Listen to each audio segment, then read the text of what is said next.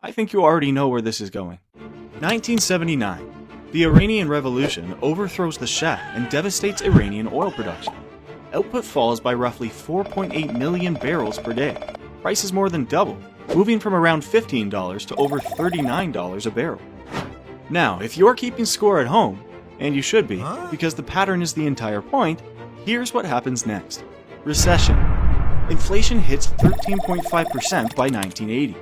And Federal Reserve Chair Paul Volcker, facing an economy coming apart under inflationary pressure, makes a decision that is brutal in the short term and necessary in the long term. He raises interest rates to over 20%.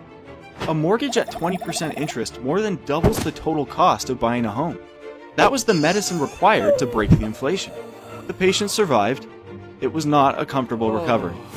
Think of it as financial chemotherapy. Effective, but not something you would describe as pleasant. Then, 1990. Iraq invades Kuwait. Markets do not wait for analysis. Oil prices spike from around $17 to over $41 a barrel within 3 months. Same sequence as 1973. Oil spike. Transportation costs rise. Broad inflation follows. Spending falls. Contraction begins. 17 years later. Same playbook. Same result. At this point, the global economy is basically stepping on the same rake, in the same garden, and acting surprised every time. Then, 2008. And this one needs to be handled carefully, because the financial crisis had real structural causes. Subprime mortgages, derivatives exposure, institutional failures. All of that mattered, but here is what often gets left out. In the first half of 2008, before the full collapse, oil prices surged to an all-time high of $147 a barrel. Consumers who were already over-leveraged were now being squeezed by energy costs. Businesses already under pressure were absorbing rising input costs across the board. The oil spike didn't cause the crisis on its own, but it acted as an accelerant on conditions that were already unstable.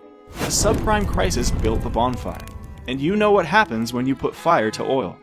5 decades, 4 major shocks, the same chain reaction each time.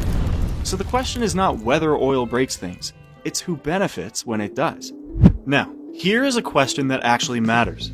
If oil shocks cause this much damage, who comes out ahead? First, oil exporting nations. Every price spike is a direct transfer of wealth from importing countries to exporting ones. The 1973 embargo flooded OPEC member states with revenue.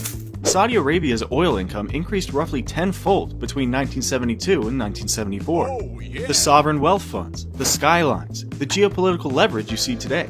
All of that traces back to decades of being on the right side of price shocks. Second, the major oil companies. When crude prices rise, production costs don't increase at the same pace. Margins expand. If you look at earnings during any major price spike, the numbers are, to use a technical term, absurd. 2022 was a recent example. While households across Europe and America were rationing heating, several oil majors posted the highest profits in their history.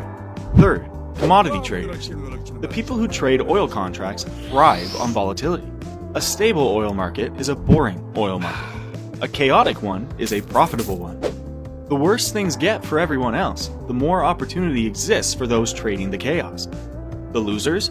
Everyone who buys things. Which is, and I want to be precise here,